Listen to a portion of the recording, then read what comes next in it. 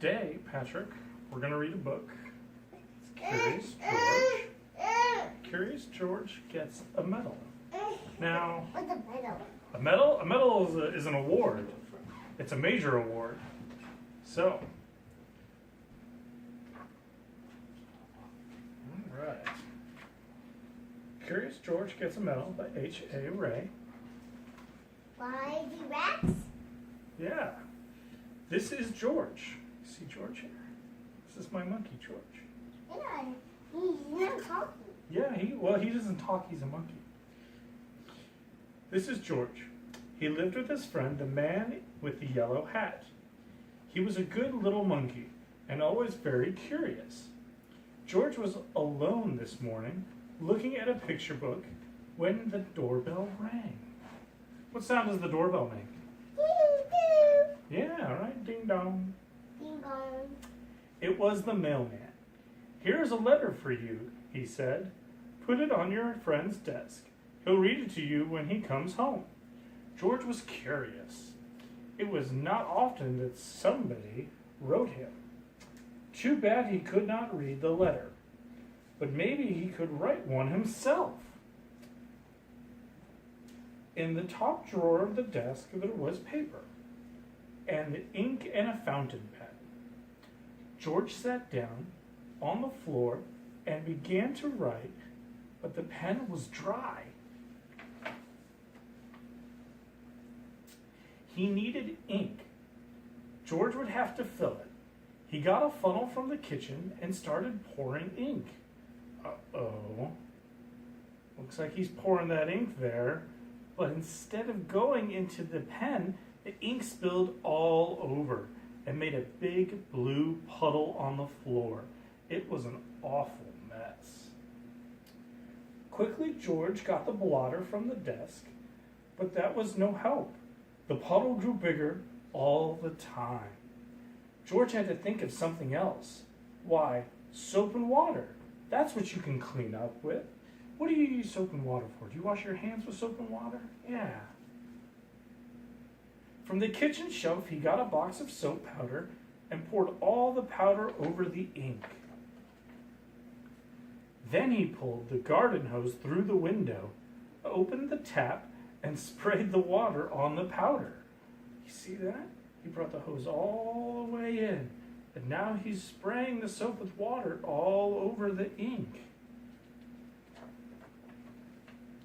Bubbles began to form, and then some lather, and more lather, and more lather, and more lather. Oh, look at all that soap. And then that felt like it's so fun. Yeah. Bit paddle. In no time, the whole room was full of lather, and so full indeed that George had to escape in a hurry. Oh no, look, George is going out the window. All the soap, look at all the soap in the room. When he was safely out of the house, he first turned off the tap. But what next? How could he get rid of all the lather before his friend came home? George sat down in the grass and thought for a long time. Finally, he had an idea. He would get the shovel and shovel the lather out the window. See? What's he got there? A shovel. That's right. But where was the lather?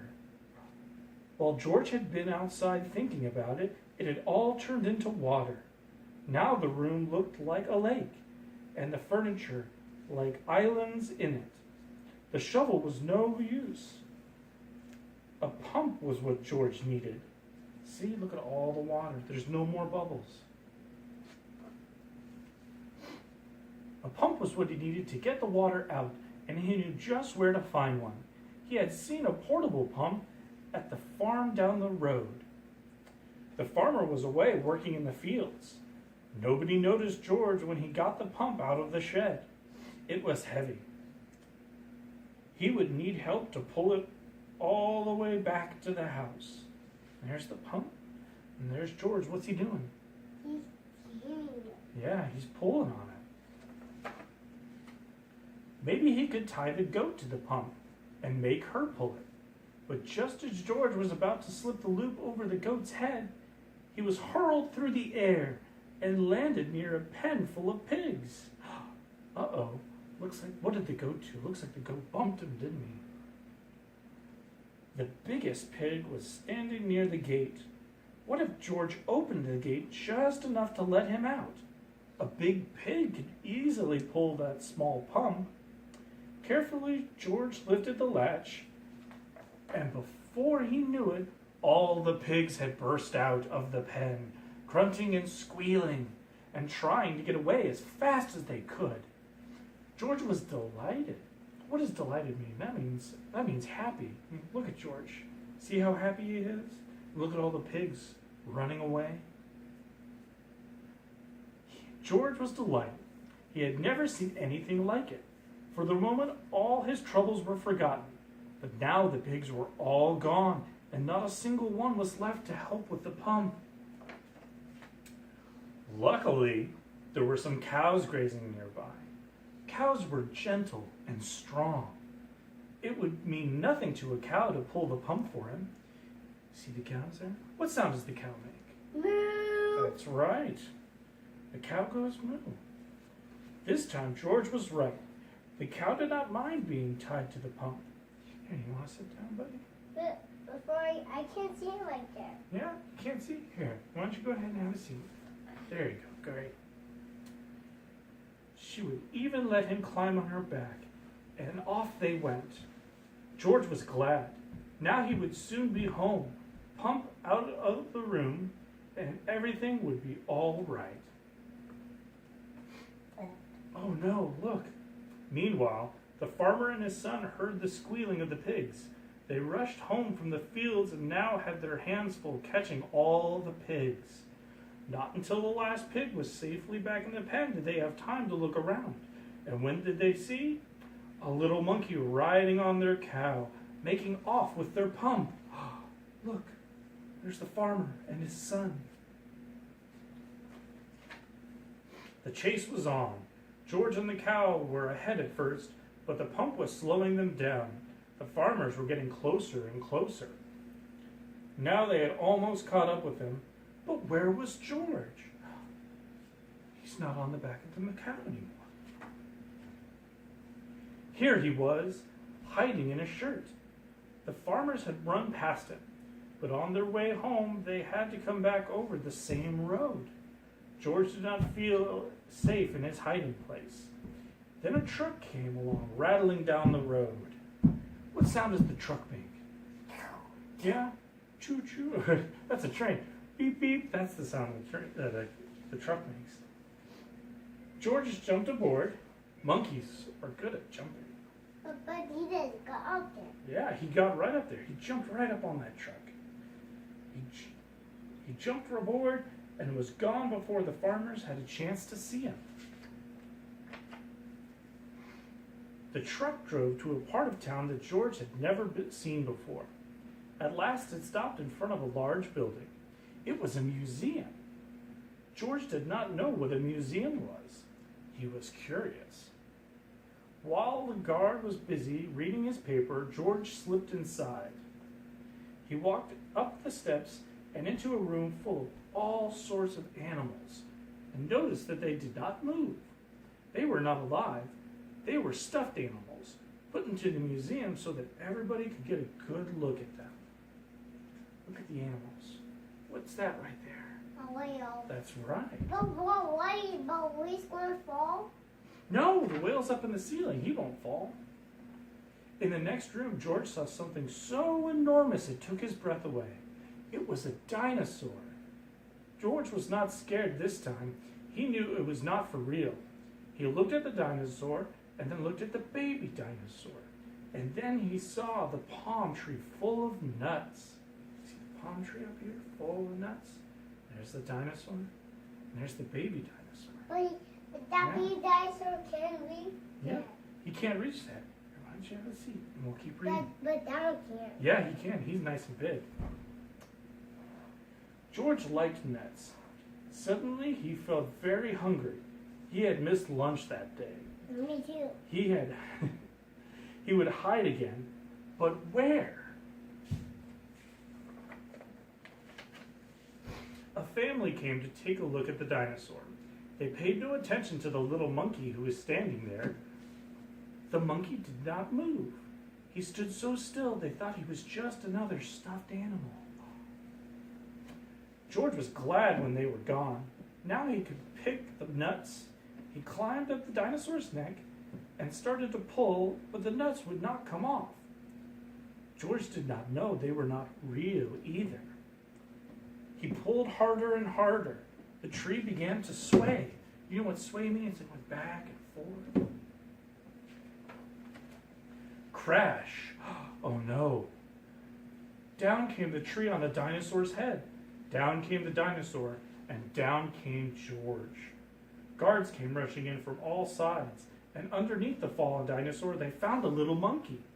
They pulled him out of there and brought him to Professor Wiseman, who was the director of the museum.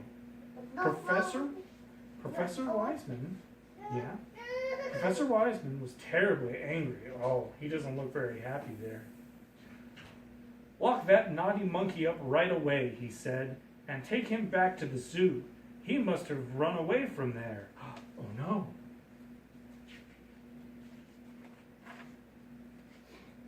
George was carried off in a cage. He felt so ashamed he almost wished he were dead. Suddenly the door opened. "George!" somebody shouted. It was his friend, the man in the yellow hat. "It seems you got yourself into a lot of trouble today," he said.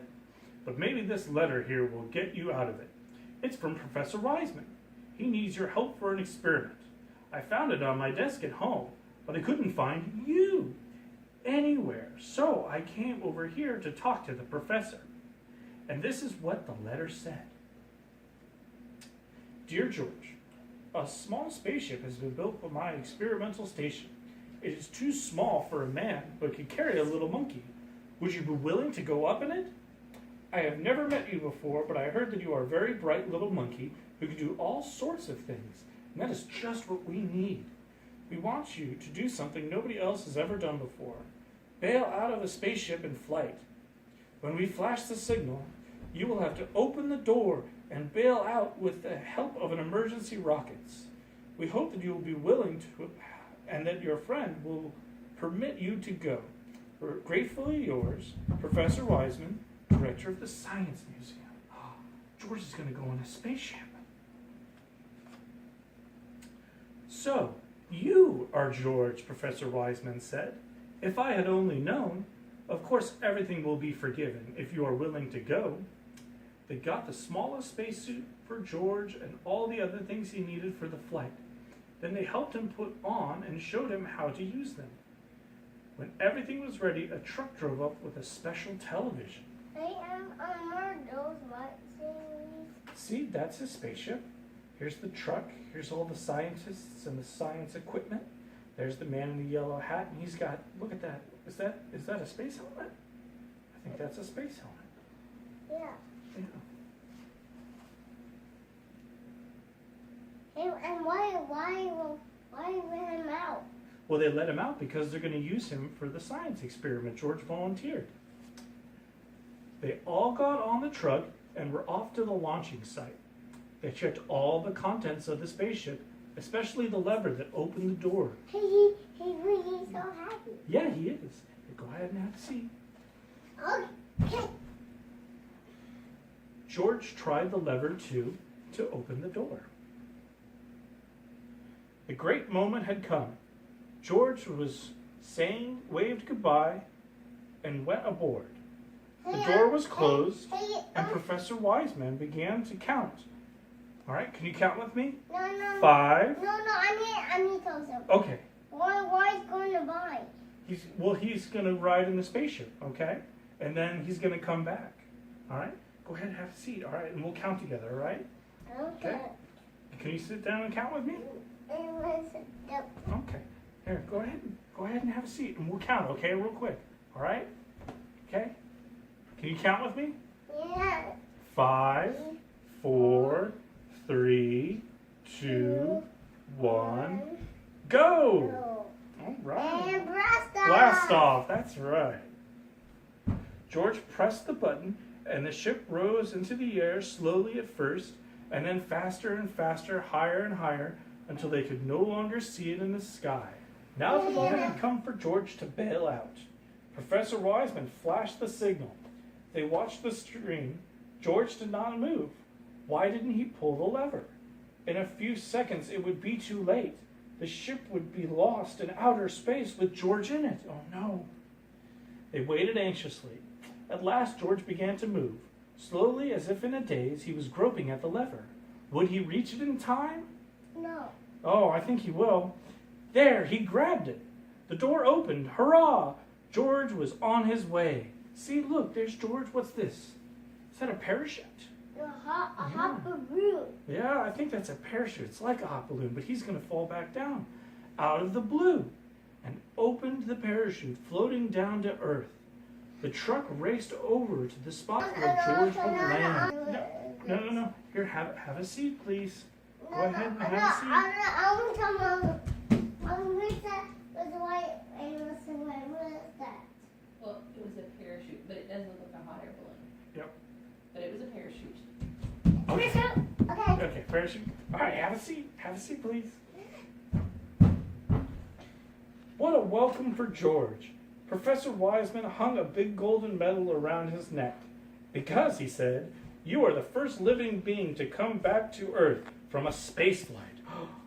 And on the medal it said, to George, the first space monkey. Then a newspaper took his picture. Everybody shouted and cheered. Even the farmer and his son, and the kind woman from next door, who had worked for hours to get the water out of the room. I'm so proud of you, George, said the man with the yellow hat. I guess the whole world is proud of you today. It was the happiest day in George's life. Why? The end. Now I can see the flies. Yeah, do you see the medal there? Mm-hmm. Yeah. And you know what we'll do now? We'll make our own medal, okay? Doesn't that sound neat? We're going to make a medal just like the one that George had. Look, I want to see the flies